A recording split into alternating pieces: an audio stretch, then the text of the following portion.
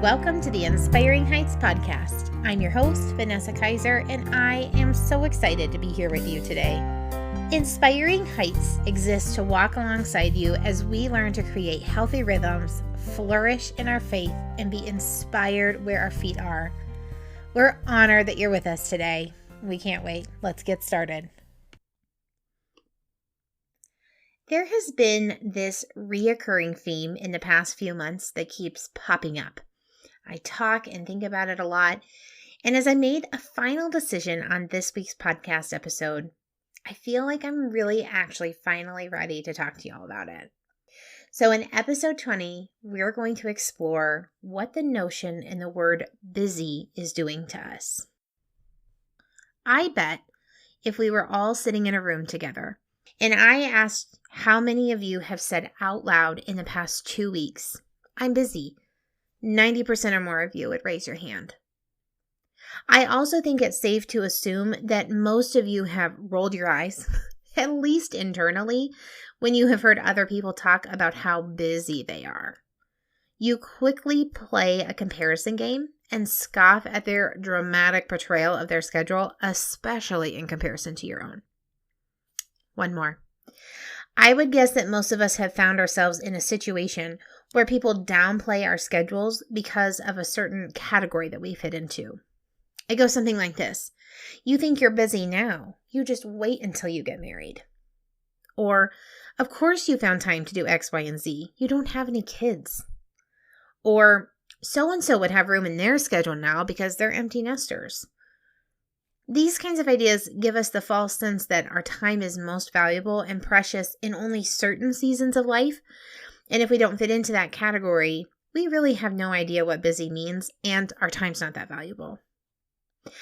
I remember being sensitive to the word busy since I was a pretty young kid. There was someone in my life who used the word busy like a French chef uses butter. And it was an excuse for dismissing what I felt like at the time were fairly important life tasks. I remember having a conversation with my grandma about my frustration.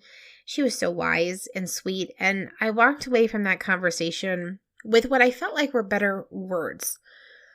So instead of saying, "I'm busy," saying, "I haven't made time for that yet."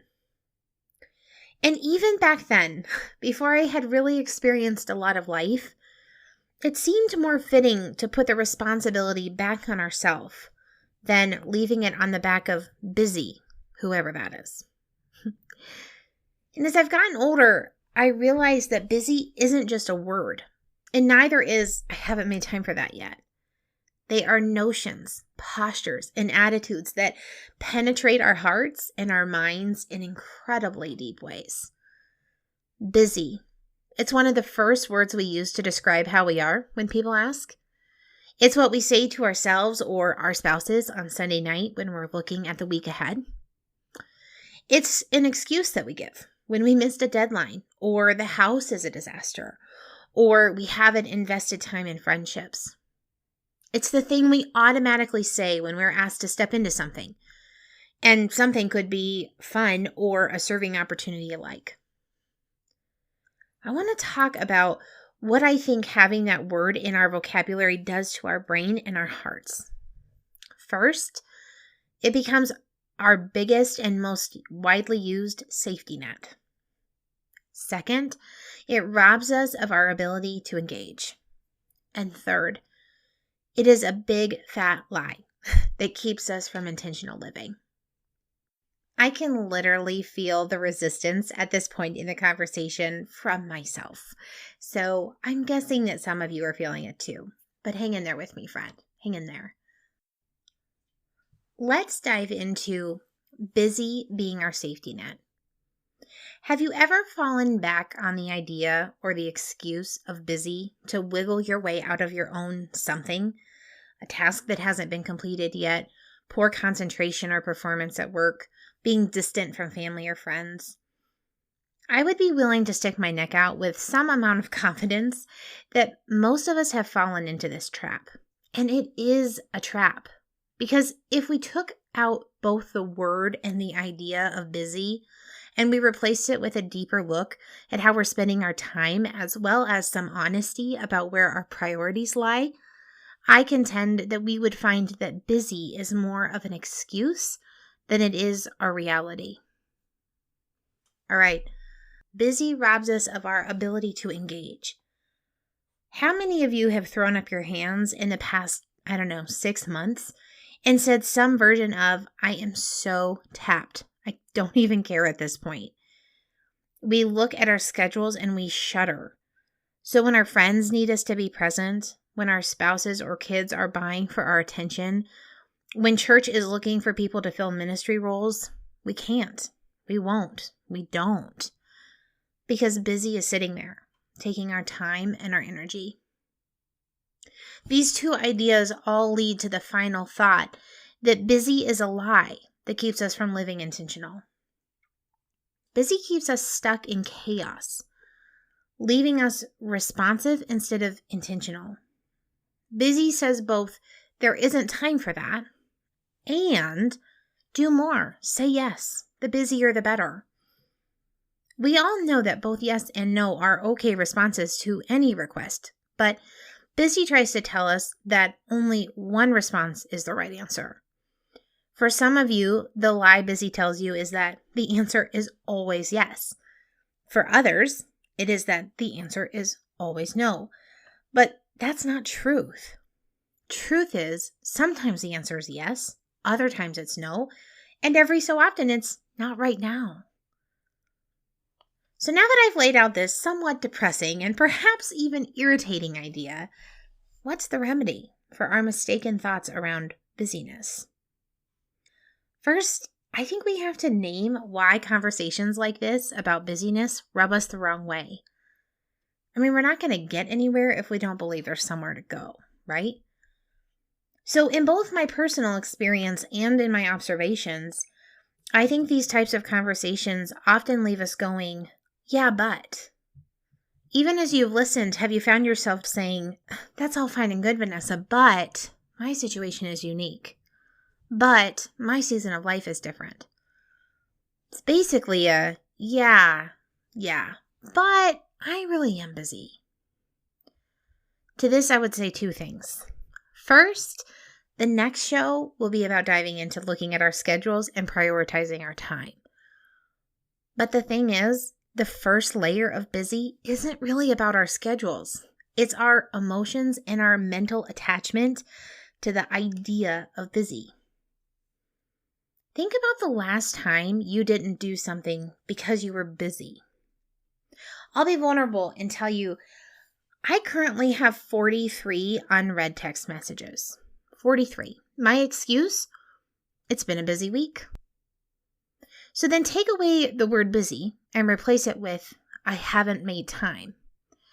So instead of me saying I have 43 unread text messages because it's been a busy week, I say, I have 43 unread text messages because I haven't made time this week to open them.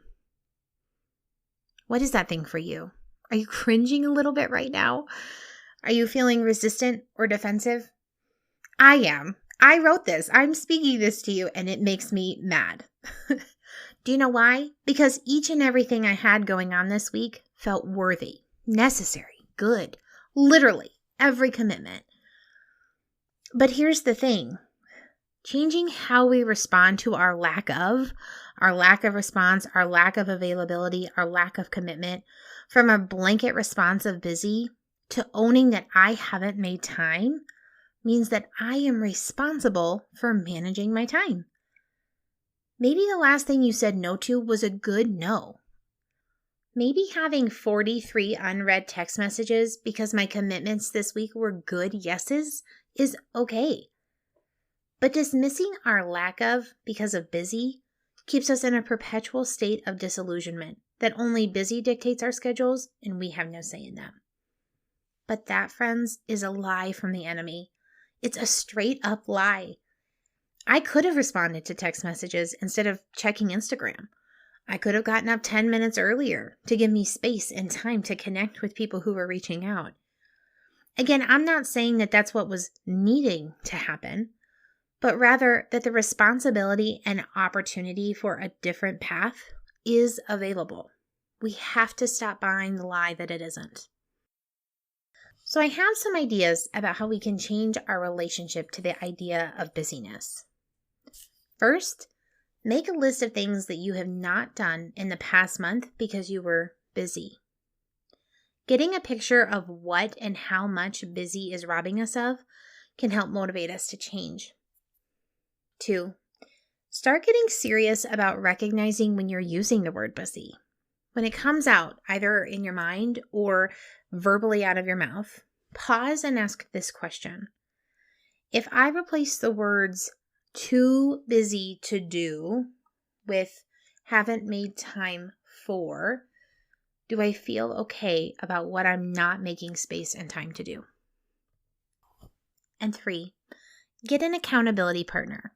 Maybe it's a spouse, a best friend, a coworker, and ask them to bring to your attention every time you're using busy, either as a word or an idea, an excuse or a feeling of overwhelmness, and then talk about why that's happening and what might need to change.